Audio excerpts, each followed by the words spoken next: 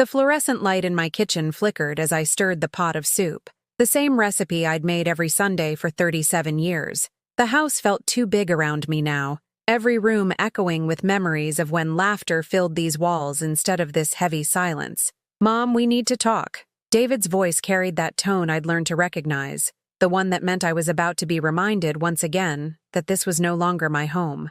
I turned from the stove, wiping my hands on the apron that had become my uniform of invisibility. My son stood in the doorway with that expression he'd perfected since moving back in, part irritation, part barely contained impatience. Behind him, I caught a glimpse of his wife Sarah scrolling through her phone, her manicured nails clicking against the screen with the rhythm of someone completely uninterested in whatever conversation was about to unfold. "Of course, sweetheart. What's on your mind?" I kept my voice gentle, the way I always did, even though something in his posture made my stomach tighten with familiar dread. He stepped into the kitchen but didn't sit down. Never sat down anymore during our conversations. Standing kept things brief, kept the distance he seemed to prefer these days. "Sarah and I have been talking, and we think it might be better if you stayed upstairs more often. You know, gave us some space in the common areas." His words landed like small stones in still water, creating ripples that spread through my chest. I blinked slowly,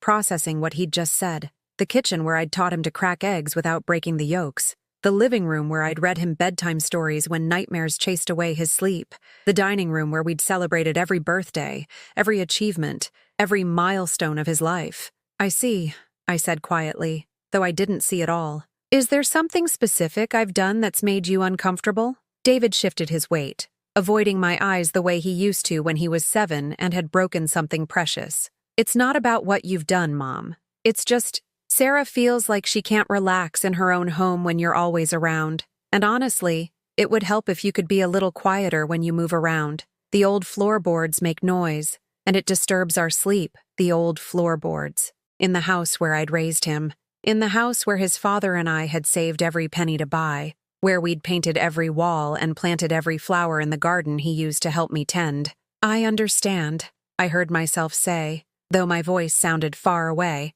like it was coming from someone else's throat. "I'll try to be more mindful." He nodded, relief visible in the relaxation of his shoulders. "Thanks, Mom. I knew you'd understand. Oh, and maybe it would be better if you didn't cook every night. Sarah's been wanting to try some new recipes, and it's awkward when there's already food prepared."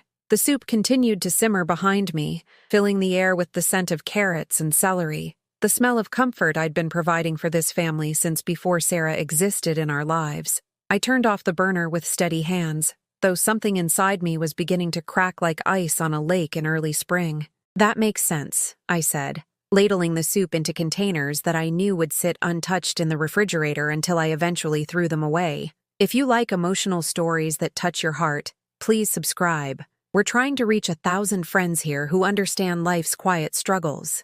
And tell me, from which city are you watching? Sometimes knowing we're not alone makes all the difference. David was already walking away, his duty completed, his conscience cleared, but something made him pause at the doorway and glance back at me. "And Mom? Maybe it's time you started thinking about your own place again. You know, somewhere smaller, more manageable for someone your age." The words hung in the air long after he'd left the kitchen, long after I heard his footsteps on the stairs, long after the sound of their bedroom door closing with a soft but final click. I stood there surrounded by the steam rising from the soup I'd made with love that no one wanted to eat, in the kitchen that no longer belonged to me, in the house where I was becoming a ghost. But I didn't cry. Not yet. Instead, I found myself remembering the woman I used to be before grief made me small, before loneliness made me grateful for scraps of attention from the child I'd given everything to raise. That night, as I lay in the small guest room that had become my world,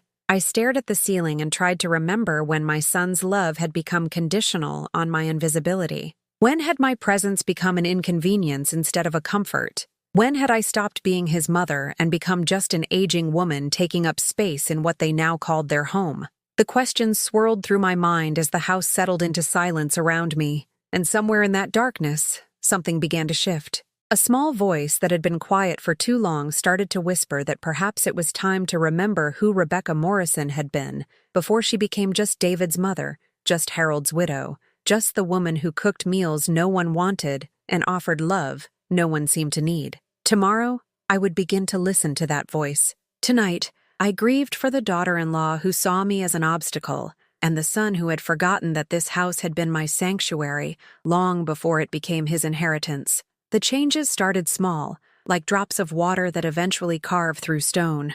Sarah began rearranging the living room without asking, moving the family photos I'd carefully placed on the mantel into a cardboard box that found its way to the garage. "We're going for a more modern look," she explained when I discovered the empty spaces where Harold's smile used to greet me each morning. "All this old stuff makes the room feel cluttered. Old stuff. 40 years of marriage reduced to clutter." I found Harold's picture later, wedged between paint cans and garden tools, his face smiling up at me from inside a dusty box labeled "Misc Items." I rescued it quietly and kept it in my bedside drawer, visiting his familiar eyes only in the privacy of my shrinking world. David started eating dinner at different times, claiming his work schedule had changed, but I could hear them laughing in the kitchen at 7:30, could smell the takeout they ordered, while my carefully prepared meals cooled untouched on the counter. When I offered to reheat their food or suggested we eat together, Sarah would glance at David with that look married couples share, the one that says everything without words. "We already ate, Mom," he'd say, not meeting my eyes. "Maybe tomorrow." Tomorrow became a word that meant never. The television volume had to be lower when they were home because it interfered with Sarah's work calls. My morning coffee had to be quieter because the coffee maker disturbed their sleep.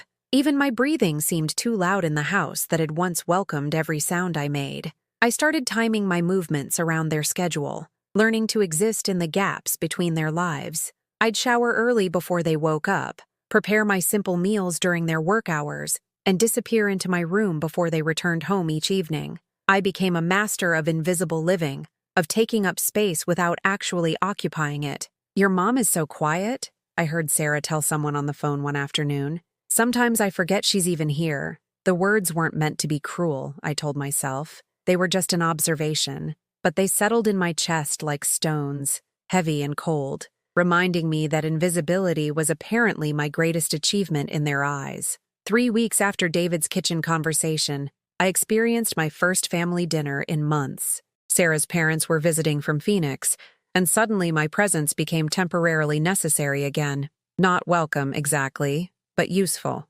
"Mom, would you mind making your pot roast?" David asked, his voice carrying that false cheerfulness people use when they need something. "Sarah's been telling her parents about your cooking." For a moment, my heart lifted. They remembered. They wanted me to contribute something meaningful to this gathering. I spent the entire day preparing, not just the pot roast, but fresh bread, green bean casserole, and the apple pie that had been Harold's favorite. I set the table with our good china, the wedding set that had survived 3 moves and countless family celebrations. I even put on the blue dress David had complimented years ago, hoping to feel less like a servant and more like a mother again. Sarah's parents, Robert and Linda, were kind people who asked genuine questions about my life and seemed interested in the answers. For 2 hours, I remembered what it felt like to be part of a conversation, to have my words matter to someone. "Rebecca makes the best apple pie in 3 states, Robert declared, accepting a second slice.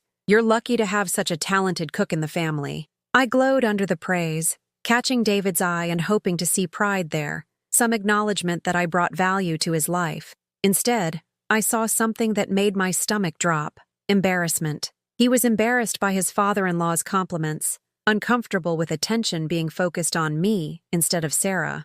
"Mom's always been good with traditional recipes," David said quickly, the word traditional carrying the weight of dismissal. "Sarah's been teaching us about more contemporary cuisine, much healthier options." The conversation smoothly shifted to Sarah's culinary discoveries, her innovative approach to nutrition, her impressive ability to balance career and home management. I cleared the dishes quietly, my moment of inclusion already forgotten, my contributions relegated to the category of outdated skills that modern families had evolved beyond. After Robert and Linda left, after the kitchen was cleaned and the leftovers stored away, I overheard David and Sarah in their bedroom. "Your dad was really laying it on thick with the compliments," Sarah said, her voice carrying through the thin walls. "I felt bad for you, having to sit through all that gushing about your mom's cooking." "I know," David replied, and I could hear him settling into bed. "He means well. but he doesn't understand the dynamic here. Mom needs to learn that she's not the center of attention anymore. The center of attention. Is that what they thought I wanted? To be the center of attention in my own home, at my own table, serving food I'd spent all day preparing with love? I sat on the edge of my bed, still wearing the blue dress, and tried to understand when showing love through cooking had become attention-seeking behavior. When had my desire to contribute to my family's happiness transformed into something selfish and inappropriate? The next morning, Sarah left a note on the kitchen counter written in her precise handwriting. Rebecca, thanks for dinner last night. Going forward, it might be easier if we handle meal planning as a couple.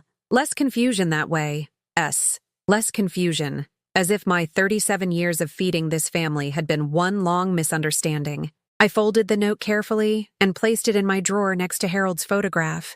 Evidence, perhaps, of the day I finally understood that I was no longer welcome in the life I had spent decades building. That afternoon, I called my old friend Margaret from the grocery store, the first personal phone call I'd made in weeks. Rebecca, how wonderful to hear from you, she said, her voice warm with genuine affection. I've been wondering how you're settling in with David and his wife.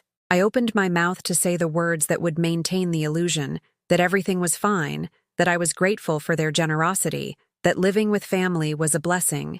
Instead, silence stretched between us until Margaret's voice turned gentle. Sweetheart, are you all right? And for the first time in months, someone was asking about my well-being, not because they needed something from me, but because they cared about the answer. I think, I said slowly, surprising myself with the honesty, I think I've forgotten how to be anything other than invisible. Margaret listened as I described my shrinking world, my carefully timed movements, my growing fear of taking up too much space in the house where I'd raised my son. She didn't offer empty reassurances or simple solutions. She just listened with the patience of someone who understood that sometimes the most important thing you can give another person is the gift of being truly heard. You know, Margaret said finally, there's a difference between being considerate and disappearing completely. And from what you're telling me, it sounds like you've crossed that line. Margaret's words stayed with me like a seed planted in fertile ground. Over the next few days, I found myself observing my own behavior with new eyes, noticing how I'd learned to apologize for existing. Sorry, I whispered when David encountered me in the hallway. Sorry, I said when Sarah found me watering the plants on the front porch. Sorry became my most frequent word, offered as tribute for the crime of being present in my own life. But Margaret's voice echoed in my memory, asking quiet questions. When had I started apologizing for breathing? When had love become synonymous with self-erasure? I decided to test the waters, to see if there was any space left for me to matter in small ways. Sarah had mentioned wanting to redecorate the guest bathroom, the one they'd assigned to me. She'd complained about the outdated fixtures and the faded wallpaper that had been there since David was in high school. I spent a weekend researching modern design ideas, printing pictures from library computers, and creating a small presentation of affordable update options. Monday morning, I found her in the kitchen drinking coffee and checking her emails. I approached carefully, holding my folder of ideas like a peace offering. Sarah, I heard you mention the bathroom remodel, I began, keeping my voice bright and helpful. I did some research and found some beautiful options that might work within your budget. She looked up from her phone with the expression of someone interrupted during important work. Oh, that. I opened the folder, my enthusiasm building despite her lukewarm response. Look at this subway tile option. It's classic but modern, and much less expensive than marble. And these fixtures from the home improvement store would update the whole space for under $300. Sarah glanced at the papers I'd carefully organized, her eyes skimming over the hours of research I'd invested in helping her vision come to life. That's sweet of you, Rebecca, but we've already hired a designer, someone professional. The word professional hung in the air like a small slap, carrying the implication that my efforts were amateur, misguided, unnecessary. I gathered my papers with hands that remained steady, even as my face burned with embarrassment. Of course, I said. I just thought I could help save some money. We don't need to save money, Sarah replied, returning to her phone. We need things done right. Later that week, I overheard her on the phone with the professional designer, discussing the exact same subway tile I'd suggested. The difference was that when it came from an expert, the idea had merit. When it came from me, it was just an old woman overstepping her boundaries. The rejection stung, but I tried again. I noticed David struggling with the yard work, the lawnmower giving him trouble. Harold and I had maintained these grounds for decades.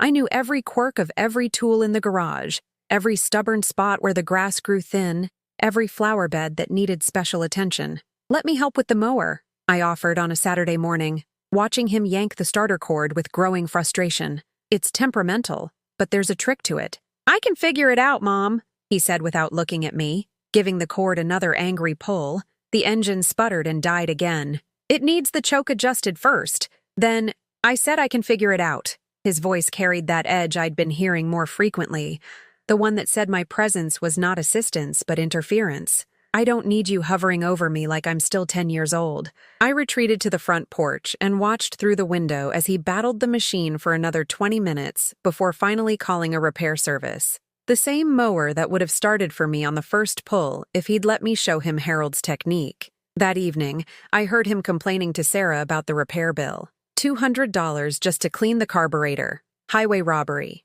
I bit my tongue, swallowing the knowledge that could have saved them money and saved him frustration. In the new order of our household, my experience had no value, my help was unwelcome, and my silence was the only contribution that didn't irritate them. The pattern continued in small, heartbreaking ways. I offered to help Sarah organize the closet since I knew where everything was stored, but she preferred to start fresh without preconceived notions. I suggested taking the car in for its scheduled maintenance to the mechanic who'd been servicing it for 15 years, but David had already chosen a different shop to get a new perspective. Every offer to help was politely declined. Every piece of knowledge I possessed about running this household was dismissed as outdated, irrelevant, or simply unwanted. I began to feel like a ghost haunting my former life, watching other people make decisions about things I understood better than they did, but lacking the authority to speak. The breaking point came 3 weeks later, on a Tuesday that started like any other day of careful invisibility.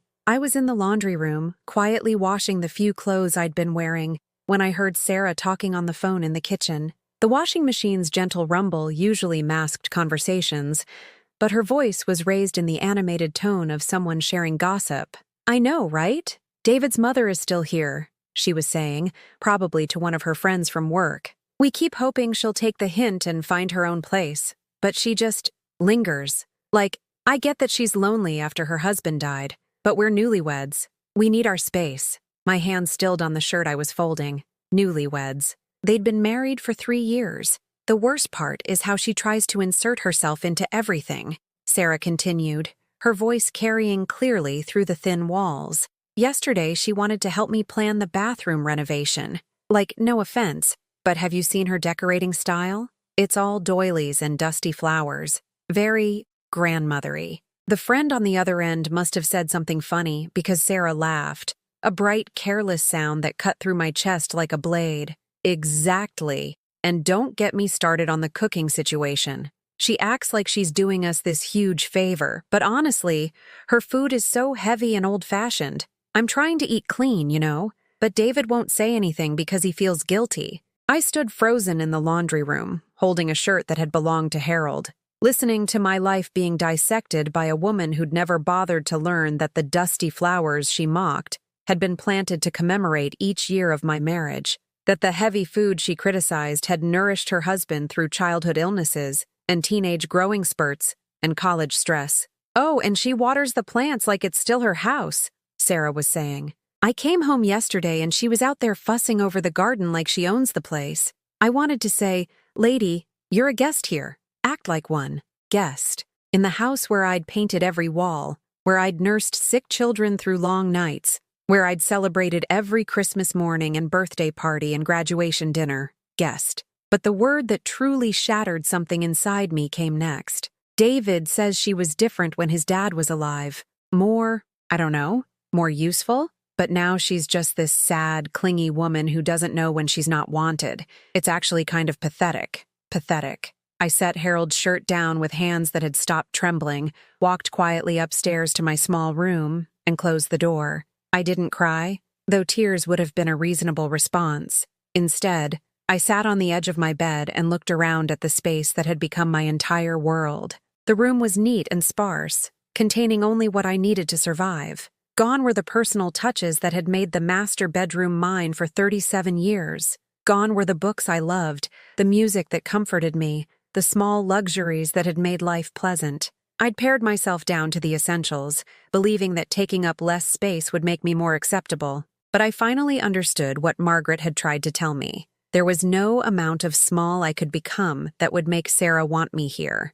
No level of quiet that would make David proud of me again. No degree of helpfulness that would earn me the right to exist comfortably in the house I'd helped build. I wasn't disappearing by choice. I was being erased, systematically and deliberately, by people who saw my grief as inconvenience and my love as obligation. That night, as I lay in the darkness listening to their laughter drifting through the walls, I made a decision that surprised me with its clarity. For months, I'd been trying to earn my place in their lives through increasingly smaller and smaller compromises. Tomorrow, I would stop apologizing for taking up space. Not because I was angry, though anger would have been justified. Not because I wanted to fight, though a fight might have cleared the air. I would stop apologizing because Margaret was right. There was a difference between being considerate and disappearing completely. And somewhere in the space between those two choices lay the woman I used to be. The one who'd forgotten how to advocate for herself without feeling guilty about it.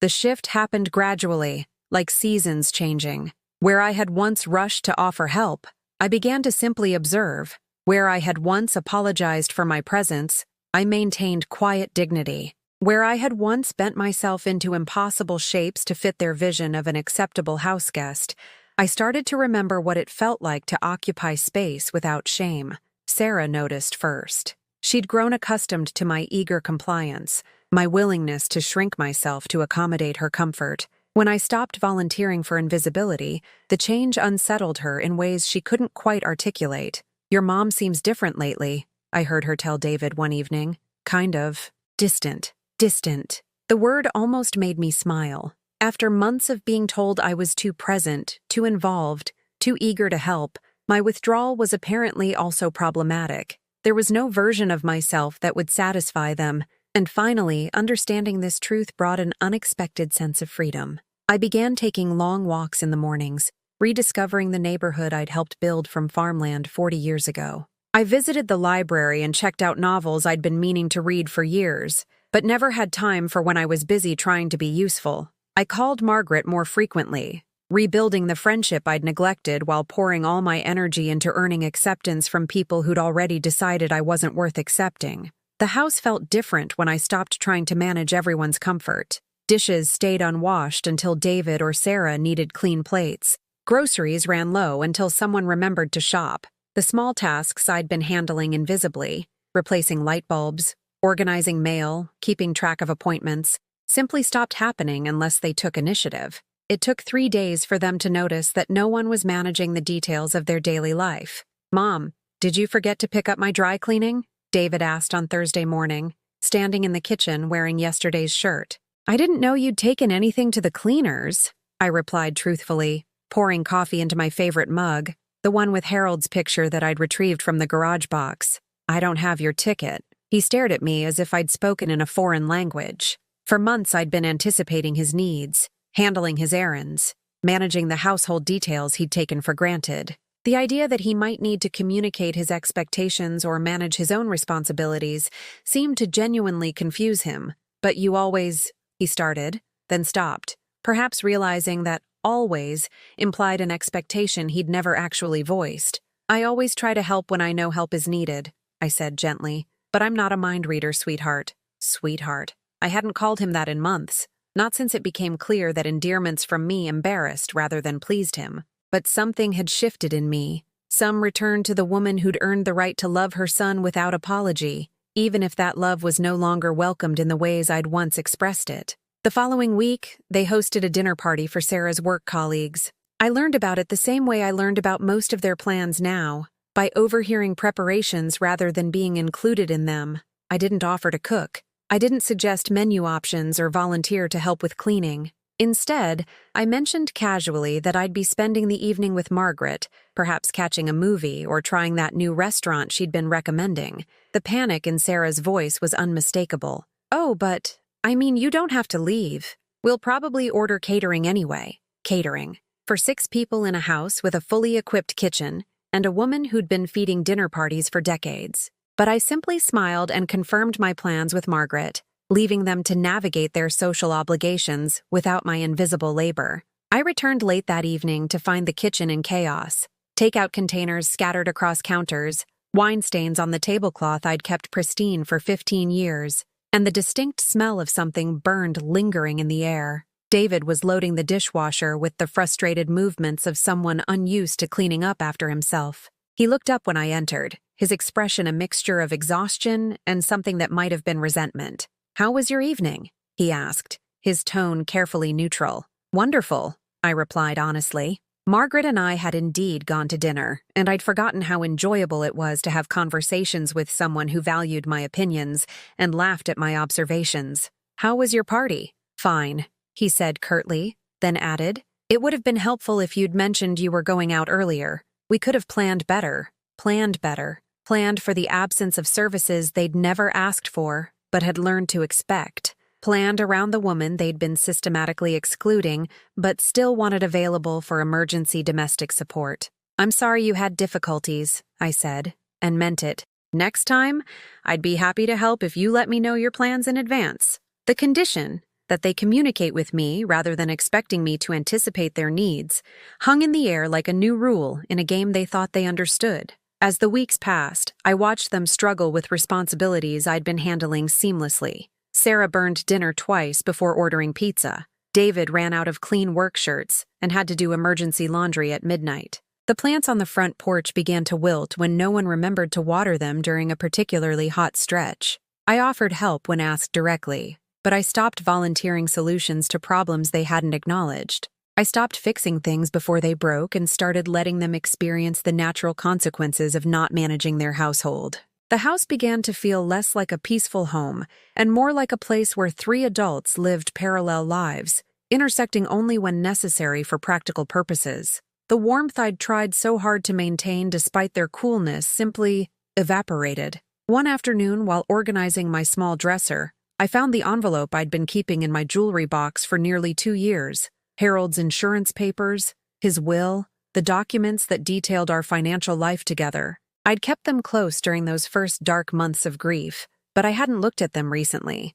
Now, with the clarity that comes from stepping back from chaos, I spread the papers across my bedside table and really read them for the first time since the lawyer had explained their contents. Harold had been more thorough than I'd realized, more protective, more aware of possibilities I'd never wanted to consider. The house was mine. Not partially, not contingently, but completely and legally mine. Harold had insisted on structuring the deed and the will to ensure that no one could ever question my right to live in the home we'd built together. The mortgage was paid off years ago with his life insurance. The property taxes were current, automatically deducted from an account that had both our names. More than that, Harold's retirement savings had been substantial. Between his pension, Social Security, and the investments he'd managed carefully for decades, I wasn't the poor widow I'd allowed myself to become in my own mind. I was a woman of independent means who'd been living like a charity case in her own house.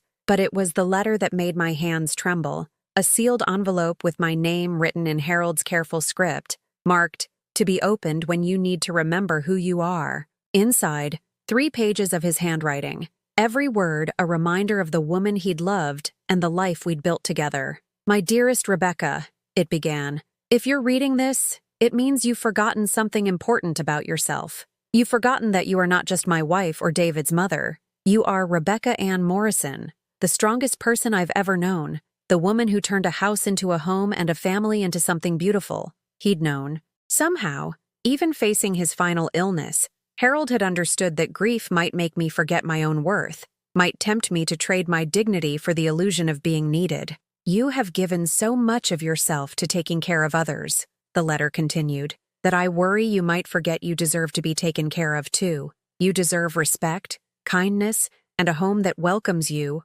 rather than tolerating you. Never let anyone, not even our son, convince you otherwise." The final paragraph made tears roll down my cheeks for the first time in weeks, not from sadness, but from recognition. "You are not a burden, Rebecca. You are not a guest in your own life. You are not required to earn love through service or gratitude through silence. You are enough, exactly as you are, and anyone who cannot see that doesn't deserve access to the beautiful heart you've shared so generously. I folded the letter carefully and placed it back in the envelope, but its words had already taken root in soil that had been prepared by months of small humiliations and growing clarity. But they didn't know what I had kept all along. They didn't know about the house deed with my name alone. They didn't know about the financial independence that grief had made me forget. They didn't know about Harold's letter, waiting all this time to remind me who I was before sadness made me small. Most importantly, they didn't know that their treatment of me had finally awakened something that had been sleeping since Harold died. The fierce, protective love I had for myself. The love that had sustained me through decades of challenges before I forgot how to access it.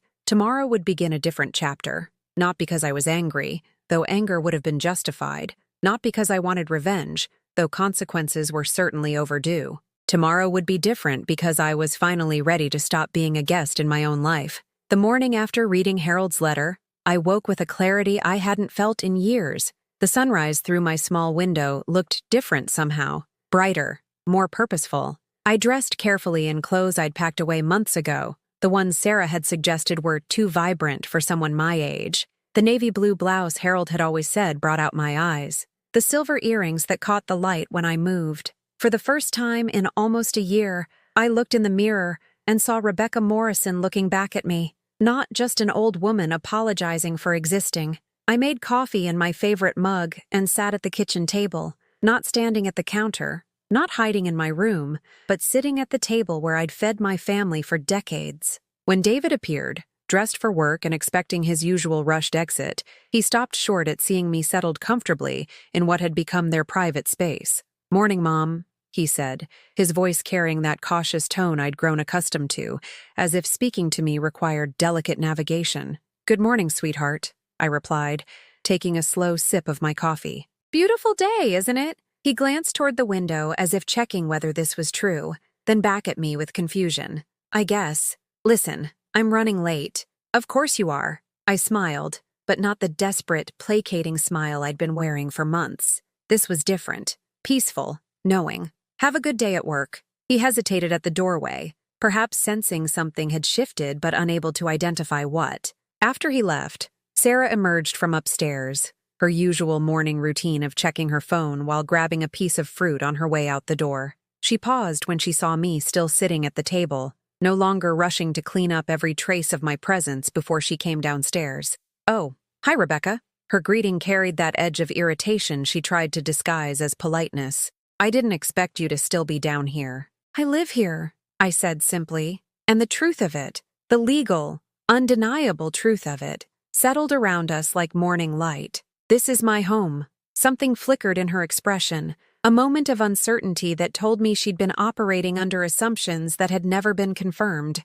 She'd never asked who owned the house. She'd never inquired about the financial arrangements. She'd simply moved in and begun treating the space as hers by right of marriage, treating me as a temporary inconvenience who would eventually find somewhere else to go. "Right," she said slowly. "Well, I'm late for a client meeting." After she left, I sat in the quiet kitchen and felt something I hadn't experienced in almost a year. Peace in my own home. Not the desperate peace of someone hiding, but the deep contentment of someone who belonged exactly where she was. I spent the day reclaiming my space in small, deliberate ways. I moved Harold's photograph back to the mantel where it belonged, right next to our wedding picture that I retrieved from the same box in the garage. I watered my flowers on the front porch, taking time to deadhead the roses and trim back the lavender that had grown wild in my absence. I called my old friend Dorothy from the church auxiliary and accepted her invitation to lunch, something I'd been declining for months out of some misguided belief that I shouldn't leave David and Sarah alone too often,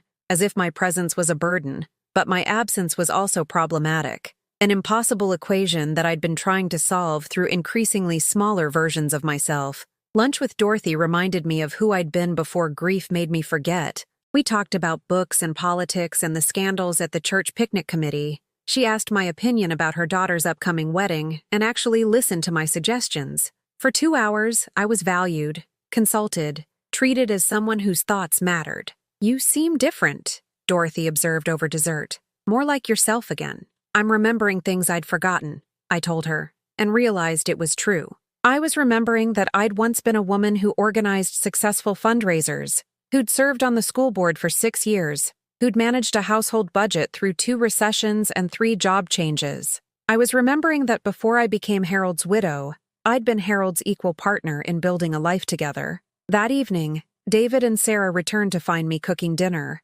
not as a desperate offering to earn my place, but because I was hungry and I enjoyed cooking. The kitchen smelled like the pot roast and herb bread that had been Sunday dinner staples for decades. "This smells amazing," David said, and for a moment I heard the boy who used to climb on a chair to help me stir the gravy. "Would you like to join me for dinner?" I asked, setting one place at the table, not rushing to accommodate them, not assuming they wanted to eat together, just offering an invitation they could accept or decline. They exchanged one of their meaningful glances, the kind that had become their primary form of communication about me. "Actually, we were planning to try that new sushi place," Sarah said, her tone apologetic but firm. "Rain check?" "Of course," I replied, and meant it. Their rejection didn't sting the way it would have last week, because it wasn't actually about me anymore. It was about their discomfort with a version of me that wasn't desperately grateful for scraps of attention. I ate my dinner slowly, savoring flavors I'd been too anxious to taste for months. I set the leftover portions aside for my lunch tomorrow, no longer hoping they'd want to eat something I'd prepared. I cleaned my dishes and left theirs unwashed, a small but significant boundary that felt revolutionary after months of invisible service. Later that evening, I called Margaret and shared the contents of Harold's letter. Her silence on the other end of the line stretched long enough that I wondered if we'd been disconnected. "Rebecca," she finally said, her voice thick with emotion. "Honey, you own that house?" "Completely." Harold made sure of it. "And you've been living like a guest in your own home? Like you needed their permission to exist in the space you own?" Hearing it stated so plainly made the absurdity undeniable. "I was so lost in grief," I said. "So grateful that David wanted me around that I forgot to question the terms of that arrangement."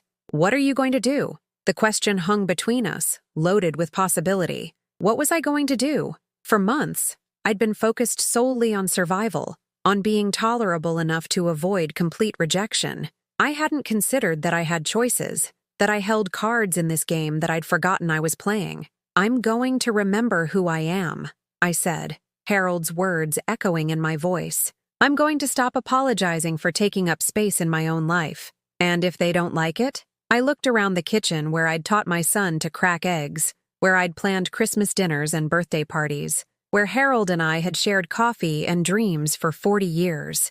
This was mine, not because I'd earned it through good behavior or grateful silence, but because it was simply, legally, undeniably mine. "Then they'll have to decide whether they want to live with Rebecca Morrison," I said, "or find somewhere else that better suits their needs."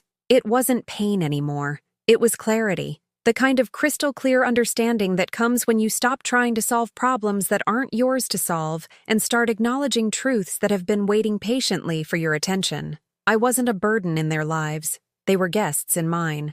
And guests who couldn't treat their hostess with basic respect were always free to leave. The next morning, I began making phone calls. First to Harold's lawyer, confirming details about the estate that I'd been too numb to fully process when he'd explained them 2 years ago. Then to the bank, reactivating my access to accounts I'd been ignoring. Finally to the insurance company, updating my information and confirming that all policies were current and in my name alone. Each conversation reinforced the same reality. I was not the helpless widow I'd been pretending to be. I was a financially stable, legally protected homeowner who'd been living like a charity case because grief had convinced me I was powerless. But perhaps the most important call was to Dorothy, accepting her invitation to rejoin the church auxiliary board. "We've needed your organizational skills," she said. "The fall fundraiser has been a disaster without someone who actually knows how to coordinate volunteers. Coordination, organization, leadership skills, all the abilities I'd developed over decades of managing a household, raising a child, and contributing to my community. Skills that David and Sarah had dismissed as outdated, but that people who actually knew me still valued and needed." I hung up the phone and realized I was smiling. Not the careful, apologetic smile I'd been wearing for months. but the genuine expression of a woman who'd just remembered she had something valuable to offer the world. That afternoon, I did something I hadn't done in almost a year. I rearranged the living room furniture back to the way Harold and I had liked it, with the sofa facing the garden so we could watch the seasons change together. I put out the throw pillows Sarah had stored in the closet, the ones she'd said clashed with her aesthetic vision. When they came home, they found the room transformed back to its original warmth. Sarah's minimalist arrangement had been replaced by the comfortable, lived-in feeling that had made this house a home for 4 decades. "Mom," David started, his voice carrying that warning tone I'd learned to fear, but I wasn't afraid anymore. Fear required uncertainty, and for the first time in months, I was absolutely certain about where I stood. "Yes, sweetheart? What's going on here?" I looked around the room that contained 40 years of my life, 40 years of careful choices and accumulated love, and smiled at my son with the confidence of a woman who'd finally remembered her own worth. "I'm living in my house," I said simply. "Would you like some coffee?" The coffee offer hung in the air like a challenge wrapped in politeness. David stared at me as if I'd spoken in a foreign language, his eyes taking in the rearranged furniture, the restored photographs, the woman who was no longer apologizing for existing in her own living room. "You moved everything," Sarah said, her voice tight with barely controlled frustration. "We had it arranged perfectly for the space." "You had it arranged for your preferences," I corrected gently, settling into Harold's old recliner, the one they'd pushed into a corner to make room for their sectional seating arrangement. "I've arranged it for mine." The word "mine" seemed to echo in the sudden silence. For months, they'd operated under the assumption that their comfort took precedence over mine, that their aesthetic choices trumped any sentimental attachment I might have to the way Harold and I had organized our home. Now, for the first time, I was claiming equal rights to the space. No, superior rights, as the actual owner. "Mom, we need to talk," David said, using the tone he'd perfected for managing difficult situations at his job. Calm, professional, slightly condescending. "This sudden change in your behavior is concerning, as if asserting my right to live comfortably in my own home was a symptom of some alarming decline rather than a return to sanity." "What concerns you about it?" I asked, genuinely curious. "I'm taking better care of myself, reconnecting with friends, participating in activities I enjoy. Most people would consider that healthy progress for a widow in her second year of grief." They exchanged another one of their significant looks, and I realized I was watching them scramble to redefine a relationship they'd assumed they controlled completely. "It's just that you've been so settled into routines here," Sarah said carefully, "and now you're making all these changes without discussing them with us first." Without discussing them. With the people who'd been making changes to my home for months, without consulting me about anything from furniture arrangement to meal planning to basic household management. "What changes require your input?" I asked, keeping my voice level despite the absurdity of the conversation. "Well, the furniture, obviously." Sarah gestured around the room. "And you've been going out more, leaving at odd hours. It would be nice to know your schedule so we can plan accordingly." My schedule. As if I were an employee whose whereabouts needed to be tracked, rather than an independent adult managing her own social calendar. "I don't recall you sharing your schedules with me," I pointed out. "I learned about your dinner party through overhearing your preparations. I discovered your bathroom renovation plans when contractors showed up unannounced. But you'd like me to clear my coffee dates with Margaret through your approval?" David's jaw tightened. "That's different, Mom. We live here too." "Yes," I said quietly. "You do. As my guests." The word dropped between us like a stone into still water, creating ripples that spread through their assumptions about our living arrangement. For the first time since they'd moved in, I was clarifying the actual hierarchy of our household. They weren't managing a difficult elderly relative. They were guests in my home who'd forgotten how to behave like guests. "Guests?" Sarah's voice pitched higher. "We're family. This is our home too." "This is David's childhood home," I corrected. "It's the home he grew up in, and he'll always be welcome here. But legally, financially, and practically, it's my house. You're both welcome to stay as long as our arrangement works for everyone involved." Lately, I'm not sure it's working for me. The silence that followed was electric with tension. I could see them processing this information, recalculating power dynamics they'd assumed were fixed in their favor. Are you asking us to leave?" David's voice cracked slightly. reminding me of the teenager who'd once asked permission to borrow the car. "I'm asking you to remember that you're living in my house as my guests," I said, "and to treat me accordingly." What I didn't say, what I kept to myself like a secret weapon, was what accordingly meant to me now that Harold's letter had reminded me of my worth. Accordingly meant including me in decisions that affected our shared space. Accordingly meant speaking to me with the respect due someone who was providing them with free housing. Accordingly meant acknowledging my contributions rather than dismissing them as outdated inconveniences. That weekend, subtle changes began appearing throughout the house. A set of house rules appeared on the refrigerator, written in Sarah's precise handwriting. Household guidelines for peaceful coexistence. Please keep common areas clean and organized. Coordinate any furniture changes with all household members. Respect others' privacy and personal space. Maintain appropriate noise levels during sleeping hours. Contribute fairly to household expenses and responsibilities. I read the list twice, marveling at the passive-aggressive artistry of it. Every rule was clearly directed at my recent behavior, framed as general household policies, the furniture coordination requirement, the privacy and personal space reference, presumably about my increased presence in common areas, the noise level restriction, though I'd been tiptoeing around their schedules for months. But it was the final line about contributing fairly that revealed how fundamentally they'd misunderstood our situation. They still believed we were 3 adults sharing living expenses equally, rather than 2 people living rent-free in my home. I took the list down quietly and placed it in my dresser drawer next to Harold's letter and the property deed, evidence, perhaps, of how distorted our arrangement had become in their minds. Monday morning brought a phone call that changed everything. Margaret called while David and Sarah were at work, her voice excited with news I hadn't expected. "Rebecca, you'll never guess what I heard at the senior center yesterday," she said, barely containing her enthusiasm. "Mrs. Patterson is moving to Florida to live with her daughter, and she's selling her house. The little blue one on Maple Street, with the beautiful garden." I knew the house well. Harold and I had always admired Mrs.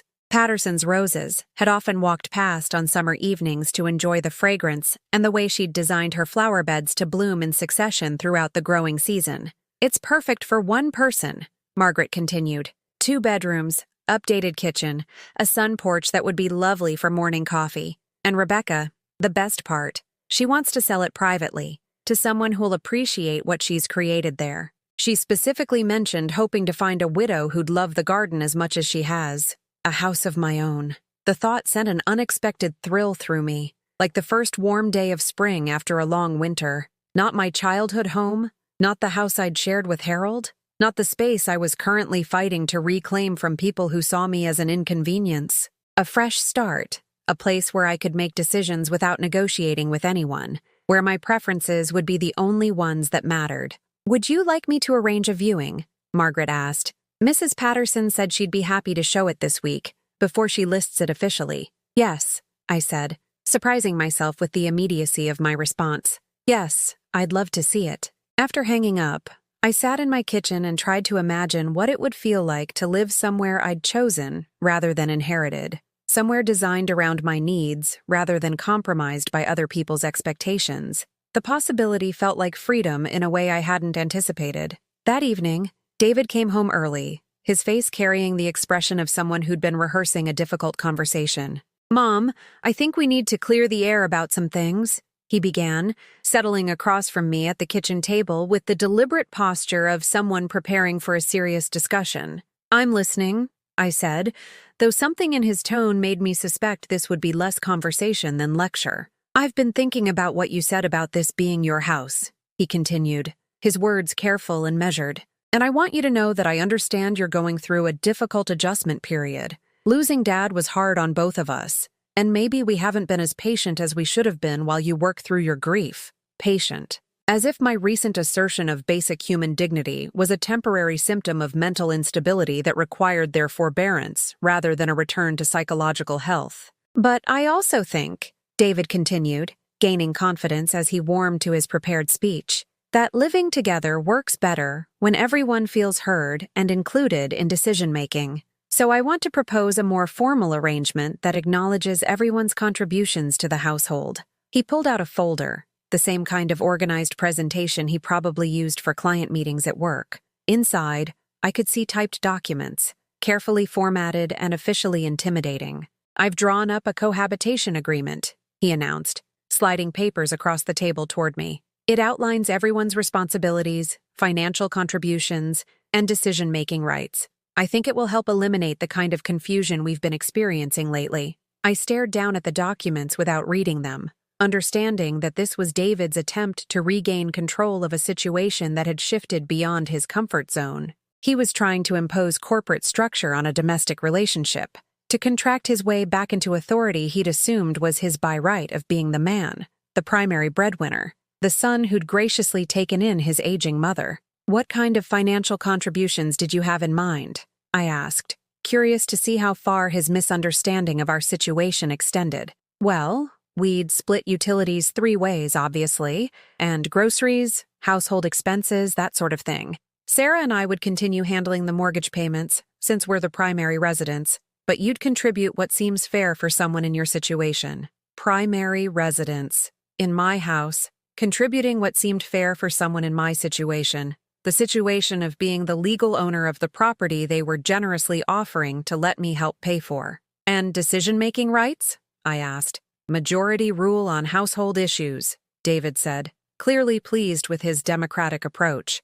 "Big decisions, like major purchases or significant changes, would require unanimous agreement, but day-to-day things would be handled by simple majority vote, 2 against 1. Every day for every decision, 2 against 1. They would democratically outvote me in my own home, on everything from furniture placement to meal planning to social calendar management." I folded the papers carefully and handed them back to him. "David," I said gently, "I think you've misunderstood something fundamental about our living arrangement." But they didn't know what was coming. They didn't know about my appointment with Mrs. Patterson tomorrow, about the possibility of freedom waiting on Maple Street. They didn't know that their contract negotiation had just clarified exactly why living with them had become impossible, and why their solution to our problems was actually confirmation that we had no future together under the same roof. The next morning, I visited Mrs. Patterson's house on Maple Street. The moment she opened the front door, I knew I was looking at my future. Sunlight streamed through windows that faced east toward the garden, illuminating rooms that were perfectly sized for one person who'd learned to value quality over quantity, peace over performance. "My Herbert and I designed this kitchen ourselves," Mrs. Patterson explained, running her weathered hand along granite counters that sparkled with embedded flecks of gold. "Everything within arm's reach, perfect height for cooking without strain. The pantry's organized with pull-out shelves, so you never have to bend or stretch." The sun porch overlooked her legendary garden, where late-blooming roses climbed white trellises and ornamental grasses swayed in the morning breeze. A small table sat positioned to catch the first light of day, surrounded by hanging baskets that would bloom through 3 seasons. "I always had my coffee here," she said, settling into one of 2 wicker chairs. "Herbert would read me the important parts of the newspaper, and we'd plan our day together. After he passed, I kept up the tradition. Some mornings I still set 2 cups out of habit." I understood completely. The rituals that survive loss, the small ceremonies that keep love alive even when the beloved is gone. "The neighborhood's quiet," Mrs. Patterson continued. "Mostly older couples who've lived here for decades, a few younger families with well-behaved children. People mind their own business, but look out for each other. Dorothy Martinez down the street mentioned you might be interested. She speaks very highly of you." Dorothy had been busy, apparently. Busy in the way that good friends are when they recognize that sometimes you need options you haven't thought to create for yourself. "The price is fair," Mrs. Patterson said, naming a figure that was well within my means, if I'd remembered my means. Harold's insurance money, his pension, the savings account I'd been too grief-stricken to manage properly. More than enough to buy this peaceful sanctuary and maintain it comfortably for the rest of my life. "When would you need an answer?" I asked, though my heart had already decided. "Take your time, dear. A house chooses its people as much as people choose houses. You'll know if this feels like home." It did feel like home. Not the home I'd shared with Harold, full of history and heartbreak, but a new kind of home. A place where I could be Rebecca Morrison without anyone's permission, where my preferences wouldn't require majority approval or negotiation with people who'd forgotten how to value my contributions. I drove back to my current house, because that's what it was now in my mind, my current temporary residence, with a sense of possibility I hadn't felt since Harold's diagnosis. The cohabitation agreement David had presented last night sat on the passenger seat, its presumptions now laughable in light of my morning revelation. That evening, I prepared dinner for 3, not out of obligation, but because I wanted to have this conversation in the kitchen where I'd raised David, where I'd taught him the difference between right and wrong, where Harold and I had made every important decision of our married life. "Something smells wonderful," David said when he arrived home, his tone carrying the careful cheerfulness of someone who hoped yesterday's tension had evaporated overnight. Sarah followed him into the kitchen, her expression wary but hopeful. "Did you have a chance to review the agreement?" she asked. David spent a lot of time making sure it was fair to everyone. "I did review it," I said, placing serving dishes on the table with the deliberate precision of someone performing a familiar ritual for possibly the last time. "And I have some thoughts about it that I'd like to share." They settled into their usual chairs, David reaching for the breadbasket with the unconscious entitlement of someone who'd never questioned his right to the comfort I provided. "First," I began, my voice steady with the calm that comes from absolute certainty, "I want to thank you both for helping me realize something important about my situation here." David looked relieved. "I'm glad the agreement helped clarify things, Mom." "It did," I agreed. "It helped me understand exactly how differently we see our living arrangement. You've been operating under the assumption that we're 3 adults sharing expenses and decision-making responsibilities in a jointly managed household." "Well, yes," Sarah said. "That seems fair, considering..." "Considering what?" I asked gently. "Considering that you moved into my house without contributing to mortgage payments because there is no mortgage? Considering that you've been living rent-free in a home I own outright, while expecting equal say in how that home is managed?" The silence that fell over the kitchen was profound, like the moment between lightning and thunder when the world holds its breath. "What do you mean, no mortgage?" David asked slowly. I excused myself and returned with the folder I'd kept in my dresser since Harold's death, the documents I'd been too grief-stricken to process, too numb to understand. Property deed, insurance papers, bank statements, Harold's will, all the proof of a financial reality I'd forgotten in the haze of loss and loneliness. "Your father paid off this house 3 years before he died," I explained, spreading the papers across the table where David used to do his homework. "He used his retirement bonus and a portion of his inheritance from your grandparents. He wanted to ensure that if anything happened to him, I'd never have to worry about losing my home." David stared at the documents as if they were written in a foreign language. "But the mortgage payments," I thought. "There are no mortgage payments," I said quietly. "There's property tax, homeowner's insurance, and utilities. The automatic withdrawals from your account that you believed were mortgage payments were actually rent you were paying me." Sarah's face had gone pale. "Rent?" "Harold's lawyer suggested it," I continued. "A formal arrangement that would protect all of us. You needed a place to live after your apartment lease ended, and I could use help with household expenses while I adjusted to living on a fixed income. $300 a month seemed reasonable for a room in a 4-bedroom house." The number hung in the air like a revelation. $300. Less than they'd pay for a studio apartment anywhere in the city, less than most people spent on car payments. They'd been living in my house for the cost of a nice dinner out twice a month, while treating me like I should be grateful for their presence. $300, David repeated slowly. "That's all we've been paying?"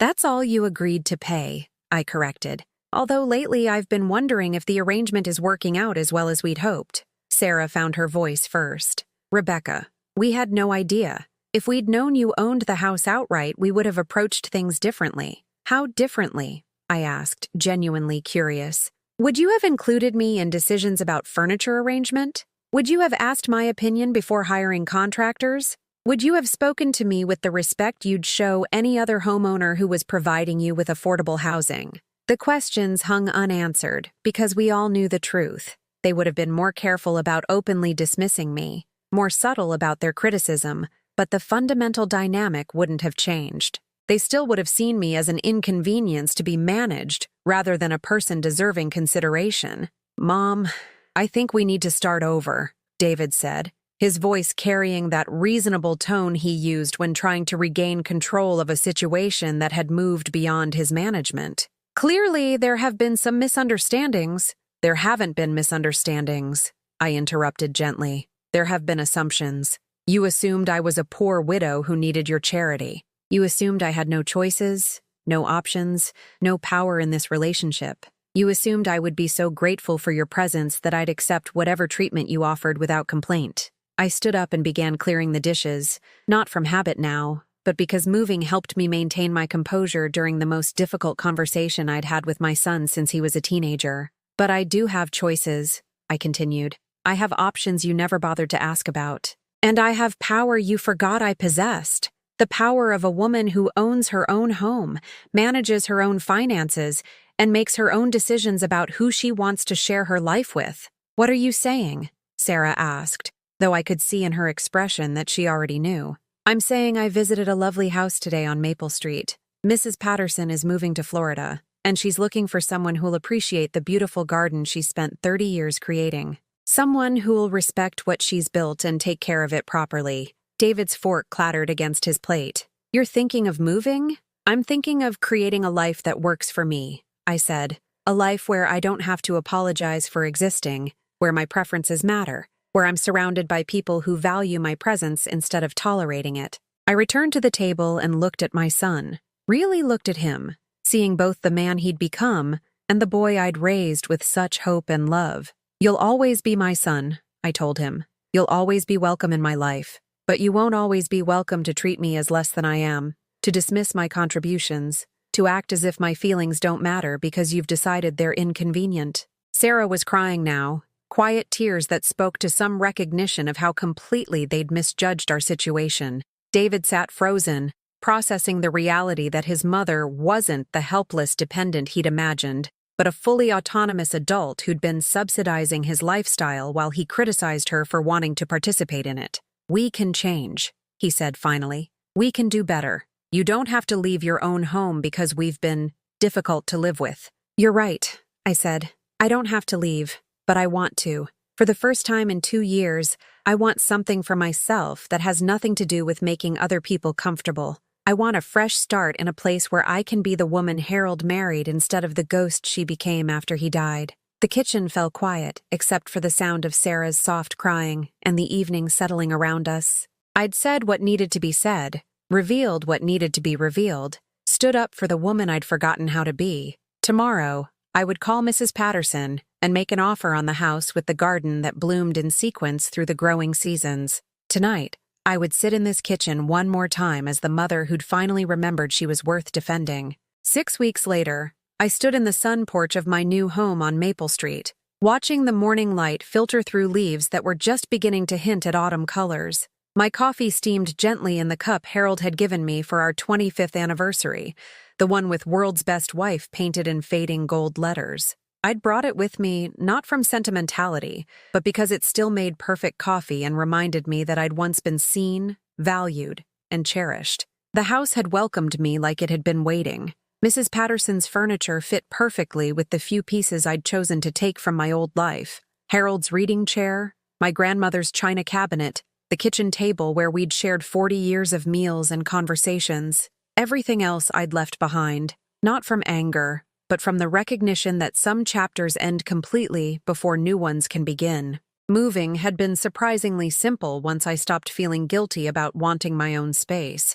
David and Sarah had tried to negotiate, offering concessions that might have mattered months earlier, but felt hollow after I'd tasted the freedom of making decisions without committee approval. We could set up a separate living area in the basement, David had suggested. Give you more privacy. You could redecorate the master bedroom however you want, Sarah had added. Make it really yours. But I was already mine, finally and completely. I didn't need their permission to exist comfortably in my own space anymore, because I'd found space that was inherently comfortable, organically peaceful, naturally suited to the woman I was becoming. The sale of my old house had been handled through Harold's lawyer, a kind man who'd helped me navigate the legal complexities with patience and respect. David and Sarah had first option to buy, which they'd declined after learning the actual market value. 40 years of improvements, careful maintenance, and a desirable neighborhood had created equity they couldn't afford, even with 2 professional salaries. The new owners were a young family with 3 children who gasped with delight when they saw the backyard where I'd taught David to ride a bicycle and helped him build forts that lasted entire summers. They appreciated the craftsmanship Harold had put into the crown molding and the built-in bookshelves, the way we'd designed the kitchen for efficiency and the master bedroom for peaceful mornings. "This house feels happy," the mother had said during their final walkthrough, and I knew they would love it properly, fill it with the kind of family energy it had been designed to nurture. The money from the sale had secured my independence in ways that went beyond the immediate need for housing. I'd paid cash for Mrs. Patterson's house, eliminating monthly mortgage payments forever. The remainder had been invested conservatively, providing income that would supplement Harold's pension and Social Security comfortably for the rest of my life. For the first time since Harold's death, I wasn't just surviving financially, I was thriving, making choices based on preference rather than necessity, buying groceries without calculating whether I could afford both fresh flowers and quality coffee in the same week. Dorothy had been right about the neighborhood. My immediate neighbors were Bob and Janet Williams, a retired couple who'd lived on Maple Street for 30 years. They'd introduced themselves by bringing homemade apple butter and staying for an hour of conversation that felt like reconnecting with old friends rather than meeting strangers. "We've been hoping someone like you would move in," Janet had said. "Someone who'll appreciate what Eleanor Patterson created here and maybe add her own touch to it." My own touch had started with the herb garden I'd planted in raised beds near the kitchen window. Basil, oregano, rosemary, and thyme, the basics for cooking that made a house smell like a home. Mrs. Patterson had left detailed notes about the care and feeding of her roses, but she'd encouraged me to experiment with vegetables and herbs in the sunny corner, where she'd never been able to coax anything to grow successfully. "Gardens need fresh perspectives periodically," she'd told me during our final conversation before she left for Florida. "Plants respond to different energy, different methods. Don't be afraid to try things I never thought of." I'd taken her advice about more than gardening. I'd joined the neighborhood book club, something I'd never had time for when my days were consumed with trying to manage other people's comfort. I'd volunteered at the library's literacy program, discovering that teaching adults to read was challenging and rewarding in ways I'd never expected. Most surprisingly, I'd started taking art classes at the community center. Watercolors, which I'd always admired but never attempted. My first paintings were terrible, shaky landscapes that looked nothing like the scenes I was trying to capture. But something about the process, mixing colors, watching paint flow across paper in ways I couldn't completely control, felt like discovering a language I'd always known but never been allowed to speak. "You have a natural sense of color," my instructor Patricia had told me after my 4th class. "It's raw, untrained, but there's something instinctive there that can be developed if you're willing to be patient with yourself." Patience with myself. Such a foreign concept after years of rushing to anticipate other people's needs, to smooth away problems before they inconvenienced anyone, to be useful and grateful, and invisibly supportive of lives that somehow never included supporting mine. Now I painted on Tuesday mornings and Thursday afternoons, losing track of time in the gentle concentration required to capture light and shadow, learning to see familiar scenes with fresh appreciation for details I'd been too busy to notice before. David called every few weeks, conversations that were cordial but careful, like negotiations between former allies who weren't sure they trusted each other yet. He'd found an apartment closer to his work, a modern place with amenities that suited their lifestyle better than my old house, with its established gardens and vintage charm. "How are the art classes going?" he asked during his last call, making conversation while we both adjusted to this new dynamic where he couldn't assume access to every detail of my life. "Wonderfully," I said, which was true. "I painted the sunrise over the back garden yesterday. It's probably terrible by any objective standard, but I love the way the light looks on paper." "That's great, Mom. You sound happy." "I am happy," I replied, recognizing with mild surprise that it was completely accurate. Not just content or peaceful or adequately occupied, but genuinely happy in ways I'd forgotten were possible. "I'm glad," he said, and something in his voice suggested he meant it despite the complexity of our current relationship. Sarah had sent a card for my birthday last month, a simple design with flowers that looked similar to the ones in my new garden. Inside, she'd written a brief note. "Thank you for teaching us that home is more than a place to live. We hope you're creating beautiful new memories in yours." It wasn't an apology exactly, but it was acknowledgement. Recognition that our living arrangement had failed not because I was difficult or demanding, but because we'd had fundamentally different definitions of respect, consideration, and family obligation. I'd kept the card, not from forgiveness necessarily, but from appreciation that growth sometimes comes disguised as loss, that endings can be generous even when they're necessary. This morning, like every morning since I'd moved to Maple Street, I sat in my sun porch and planned my day with the leisurely consideration of someone who finally had time to think before acting, space to breathe before responding, permission to prioritize her own well-being without justification or apology. Margaret was coming for lunch. We'd been meeting weekly, sometimes at my house, sometimes at her favorite cafe downtown, rebuilding the friendship I'd nearly lost while pouring all my emotional energy into people who'd been too busy managing my usefulness to notice my unhappiness. After lunch, I planned to work in the garden. The late roses needed deadheading, and I wanted to plant bulbs for next spring's display. Monsieur Patterson had left suggestions, but I was developing my own preferences, my own vision for how the space might evolve under my care. This evening, Dorothy was picking me up for the church auxiliary meeting. They'd elected me treasurer, a position that utilized skills I'd developed over decades of household budget management, but had never been formally recognized for. Managing the auxiliary's finances felt like using muscles that had grown strong through years of practical exercise, but had never been appreciated for their capability. Tomorrow, I was meeting Patricia after my art class for coffee. She'd become a friend as well as an instructor, someone who understood that learning new skills at my age wasn't about proving anything to anyone else, but about discovering parts of myself that had been waiting patiently for attention. As I finished my coffee and prepared to start another day of choices I'd made for myself, I thought about Harold's letter,